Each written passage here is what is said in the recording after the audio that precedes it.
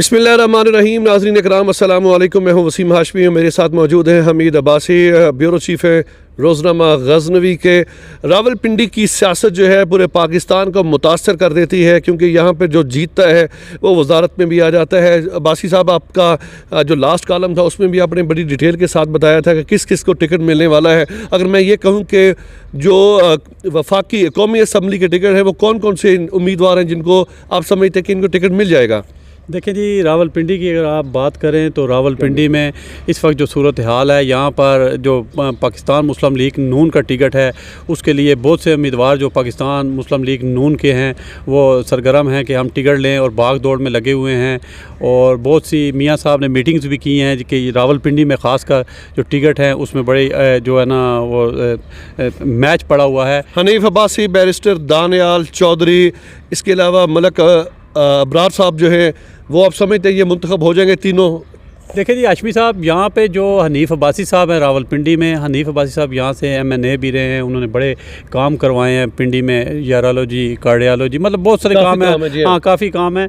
तो हनीफ अब्बासी साहब का टिकट मुझे कंफर्म लग रहा है और मलक इब्रार साहब का कंफर्म लग रहा है टिकट, और दानियाल चौधरी और सजाद खान का आपस में मुकाबला लग रहा है। यहाँ पर बुनियादी तौर पर यह है कि दानियाल चौधरी साहब भी पहले इलेक्शन लड़ चुके हैं रावलपिंडी से, तो जो आपके सजाद खान साहब हैं वो भी बड़े सरगर्म हैं, वो तहसील नाज़म भी रह चुके हैं, नायब नाज़म। दोनों में से अगर मैं आपसे ये पूछूंगा, दोनों में से अवामी बंदा कौन सा है, फिर आप किसका नाम लेंगे? देखिए जी, अगर अवामी पे आप आए ना तो सजाद खान बुनियादी तौर पे अच्छा बोल लेते हैं, मुकर्रर हैं। और अगर उधर जाएं आप दानियाल चौधरी साहब की तरफ, वो भी पढ़े लिखे हैं, बैरिस्टर हैं। लेकिन इस वक्त जो रावलपिंडी की सूरत हाल है, रावलपिंडी में सजाद खान का मुकाबला हुआ था, शेख राशिद शफीक साहब हैं जो शेख रशीद के भतीजे हैं, और ये कहा जा रहा था कि 2 दिन रिजल्ट रोक के यहाँ पर कुछ चंद 100 वोटों से हराया गया था, उनको सजाद खान को हराया गया था। और ये भी क्या असराइयाँ हो रही हैं कि यहाँ पे जो इस वक्त जो सूरत हाल है वो दानियाल चौधरी और सजाद खान के दरमियान में जो टिकट का काफ़ी मैच पड़ा हुआ है।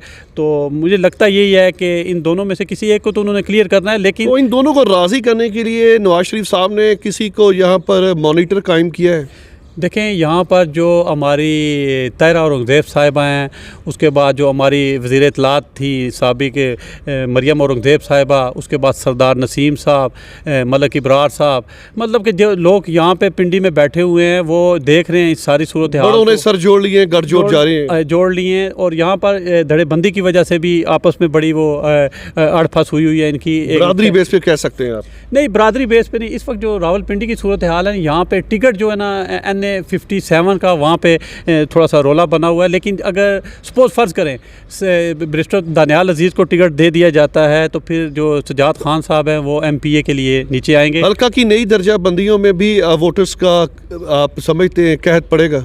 देखें, ये जो हल्का बंदियाँ की गई हैं ना, इसमें पहले जैसे NA56 था या NA57 था या 51 हो चुके हैं, नहीं, वो उसमें तब्दीली की गई है। उसमें यह हुआ है कि कुछ यूनियन कौंसलें दूसरी में डाल दी गई हैं, जो जो कौमी असम्बली का हल्का है उसमें डाल दी गई हैं आगे भी।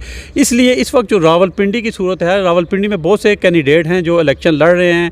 आज जो आम इंतखाबात के लिए कागजात नामजदगी भी मिलना शुरू हो गए हैं, लेकिन उन्हें यह नहीं पता कि हमारी कौन सी यूनियन कहाँ पर जाती है, कि कौन से हल्के में चली गई है।